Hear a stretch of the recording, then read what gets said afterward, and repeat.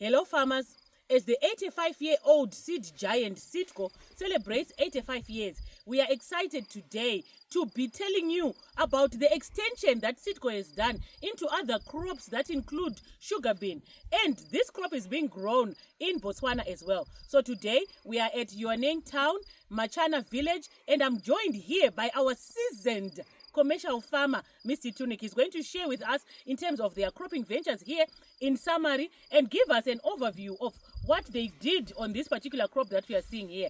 Mr. Tunik, please go on and tell us about the productivity here. Okay, thank you, madam. We have planted sugar bean here. The variety is Bounty. It was our first time to plant it. We planted on the 28th of January, 28th of February. We just decided, let's give it a try to see if it can form part of our crops, because we mainly do maize under dryland and the traditional Jwaneng cowpeas. So we want something that we can add to our crop to have a cash crop. So we planted it on a 1 hectare land, and we planted with the 23222. We at a plant population of around 60,000, and from there we did all the national management practice of mainly weeding. Then we didn't do any spraying or whatever. Yes, because we were not sure of the pests. When we look at it, there were no pests which were visible. That is very, very important. So we didn't do anything. But as time goes on, when we inquire from other farmers, they were asking us, didn't you see this? Didn't you see this? Didn't you see this? But fortunately, we didn't see any pests. At this stage, our crop is fruiting. It's pod filling. It's pod filling. Yes, you can come closer and you can see the pods. How can. Prolific they are. Yes. The one that is holding there and the one that I'm holding here, you can see that we have a high number of pods per plant. So okay. That is, and it is really pleasing to us to have such a promising crop. And we think next year, through your advice, the extension services of Seedco, I think we can better plan and have a very good crop and do all the necessary management practice. Wonderful. Thank you so much for sharing those rich insights. I liked particularly the fact that you said when we were looking at our field, we did not see the pests. So it did not warrant us to go in.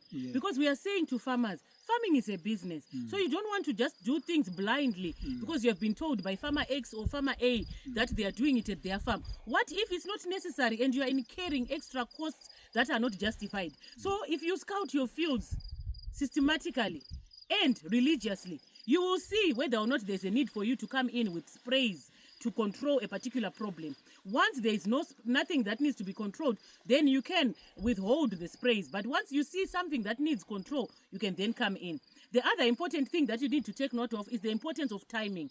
If you plant your sugar bean crop on time, you'll be able to mitigate the risk of frost, and then you'll be able to get the crop reaching, pod filling, and maturity before the incidence of severe frost.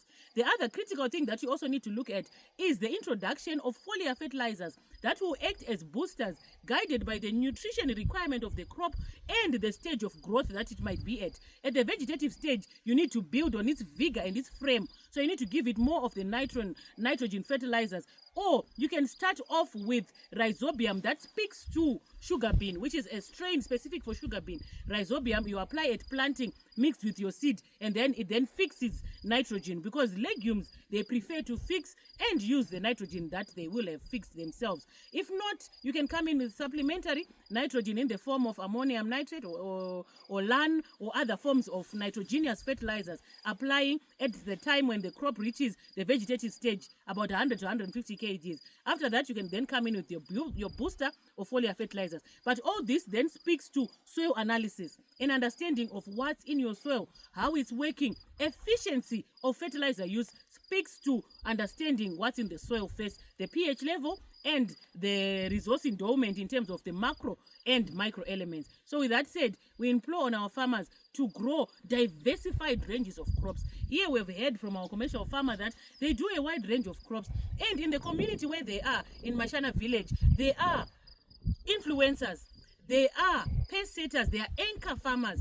that are benefiting the neighboring villagers in their community, because they are coming to them to take notes and go and establish and grow, and they're also helping them in that establishment. So knowledge dissemination then happens effectively. Thank you so much, and congratulations. Thank you. Thank you madam. so much. Okay. It was a pleasure to meet you. Thank you. Thank you. Thank you. Nice.